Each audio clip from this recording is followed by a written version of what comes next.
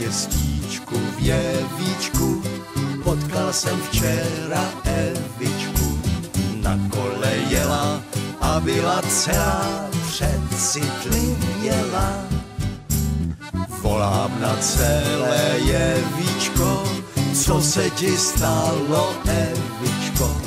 Nejsi ty v šoku ze školního roku, co to máš v oku? Ach, kamaráde z Jevíčka, to je normální slzička, která se dívce vytvoří, když se jí nikdo nedvoří. Jak jsem s ní takhle hovořil, mírně jsem se jí zatvořil.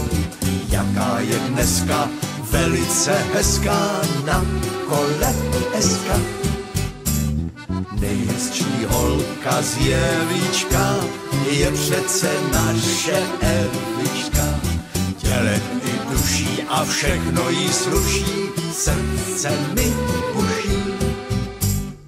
Nečekaná to slovíčka od takového človíčka, nečekaná to šidítka, až se mi třesou řídítka.